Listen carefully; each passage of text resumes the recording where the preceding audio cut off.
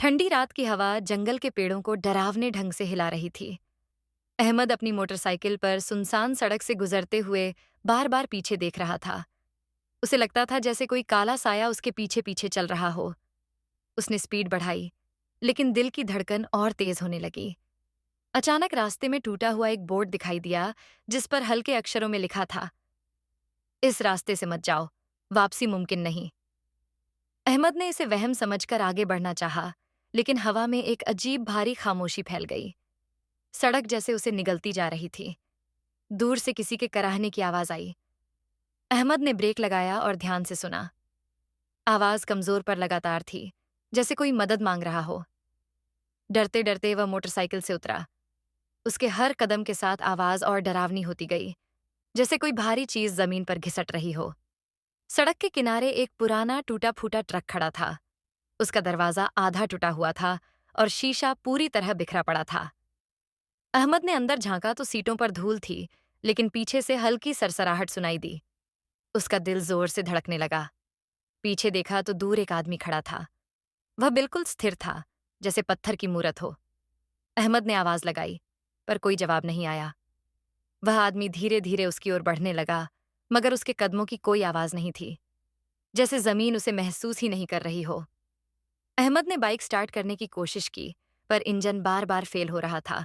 उसके माथे से पसीना बहने लगा। अचानक हवा और भी ठंडी हो गई।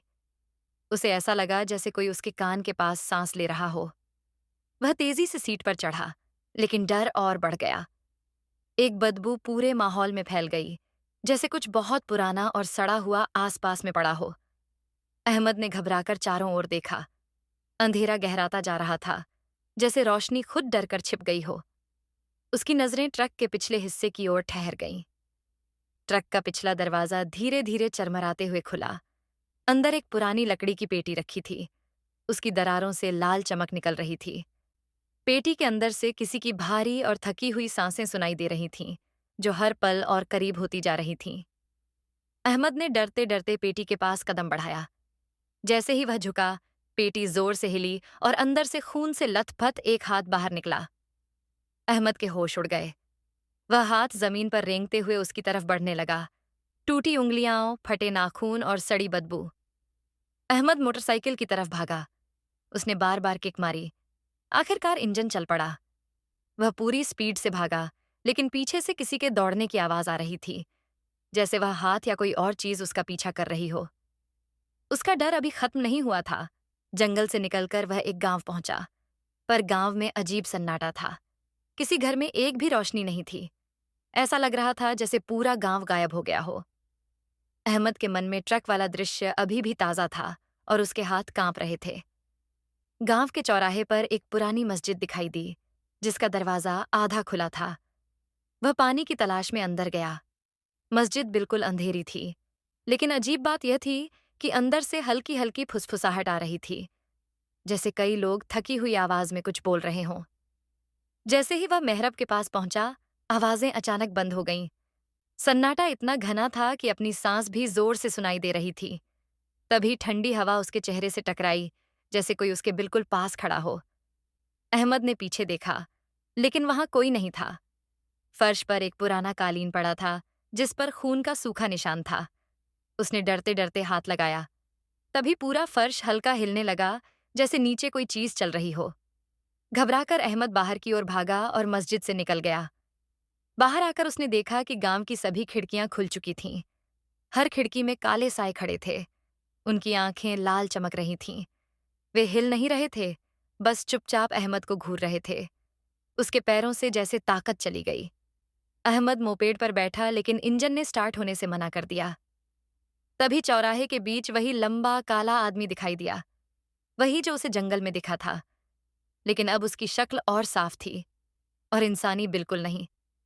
उसकी आंखों की जगह गहरे गड्ढे थे, जिनसे काला धुआं निकल रहा था। उसने हाथ उठाया और पूरा गांव एक झटके से कांप गया। खिड़कियों वाले साए धीरे धीरे बाहर आने लगे। अहमद ने फिर कोशिश की और इस बार इंजन चालू हो गया।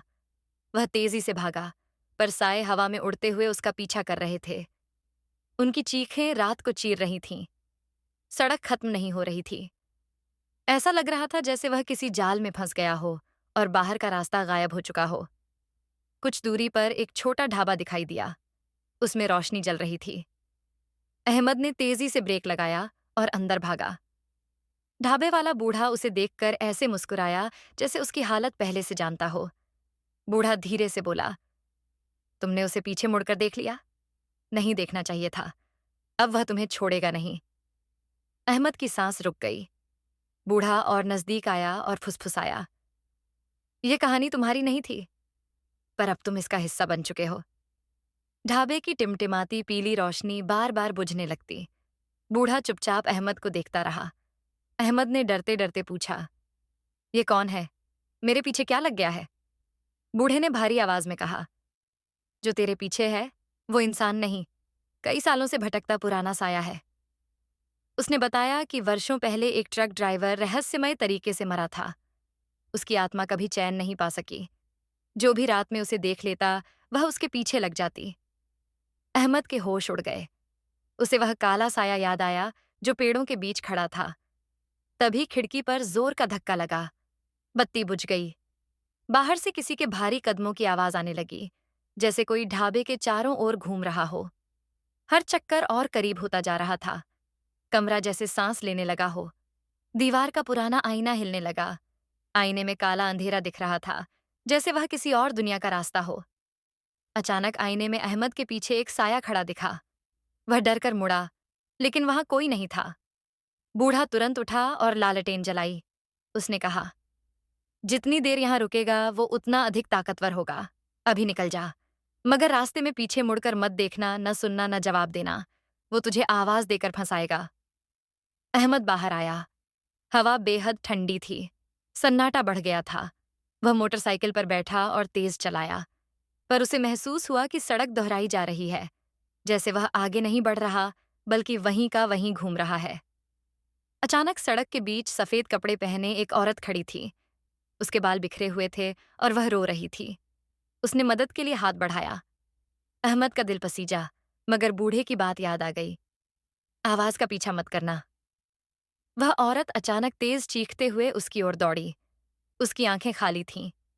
अहमद ने तुरंत बाइक घुमाई और पूरी स्पीड से निकल गया। उसने पीछे नहीं देखा, पर उसकी चीखें अब भी हवा में गूंज रही थीं। कुछ आगे जाकर उसने वहीं पुराना ट्रक देखा, मगर अब ट्रक आग से घिरा था। उसके दरवाजे खुद ब खुद खुल रहे थे। ऐसा लगा जैसे कोई उसे अंदर बुला रहा हो। तभी पीछे से किसी ने उसका कंधा पकड़ लिया, सख्त, ठंडा और बेहद भारी। अहमद ने चिल्लाकर बाइक तेज की, मगर पकड़ और मजबूत होती जा रही थी। साया की ठंडी पकड़ से अहमद की सांसें रुकने लगीं। वह बाइक घुमाकर एक बड़े मैदान में पहुंचा। मैदान धुंध से भरा था। हवा भी थमी हुई थी, जैसे दुनिया में बस वही और उसका पीछा करने वाला साया ही बचे हों। अचानक पकड़ गायब हो गई। अहमद ने पीछे देखा। कुछ नहीं। धुंध घूमने लगी, जैसे कोई आकार ले रही हो। धीरे धीरे वही साया धुंध में से उभर आया, इस बार पहले से कहीं ज्यादा साफ और भयानक। उसका चेहरा इंसान जैसा नहीं था, सिर्फ काले धब्बे और गहरे गड्ढे। उसने कहा, तुमने मुझे देख लिया, अब तुम भी वैसे बनोगे। अहमद के पांव कांपने लगे। वह बूढ़े की बात याद आया, चुप रहना, जवाब मत देना। साया पास आते ही जमीन काली पड़ने लगी। रास्ता गायब हो रहा था। उसने हाथ उठाया और ठंडी धुंध सीधी अहमद के सीने में उतरने लगी। अहमद को लगा जैसे उसकी आत्मा खींची जा रही हो। अहमद ने कांपते हाथों से अपनी दादी का दिया हुआ ताबीज निकाला। ताबीज में हल्की रोशनी चमकने लगी। साया पीछे हटा, जोर से चीखा। चीख इतनी तेज थी कि पूरा मैदान हिल गया। रोशनी बढ़ती गई और साया सिकुड़ने लगा। अहमद ने हिम्मत करके ताबीज उसकी ओर फेंका। रोशनी का बड़ा विस्फोट हुआ और साया हजारों टुकड़ों में टूटकर बिखर गया। कुछ पलों के बाद मैदान शांत था। धुंध खत्म हो गई थी। अहमद जमीन पर बैठ गया, थका, डरा हुआ, लेकिन राहत मिले जैसी। उसे लगा सब खत्म हो गया है, पर तभी वही सड़ी हुई बदबू फिर फैल गई। पीछे टायर रगड़ने की आवाज आई। अहमद पलटा। वही पुराना ट्रक बिना ड्राइवर के उसकी ओर बढ़ रहा था। अंदर से लाल रोशनी चमक रही थी, जैसे साया मरा नहीं, बल्कि किसी नई शक्ल में वापस आ गया हो। अहमद भागा। ट्रक उसके पीछे दौड़ा। वह एक संकरी गली में घुस गया। गली के आखिर में घना अंधेरा था। ट्रक की आवाज अचानक रुक गई। सन्नाटा फैल गया। अहमद ने डरते डरते पीछे देखा। गली खाली थी। वह राहत की सांस लेने ही वाला था कि उसके कान के पास किसी ने फुसफुसाया, कहाँ था? ये कहानी अब तुम्हारी बन चुकी है। और अंधेरा पूरी तरह छा गया।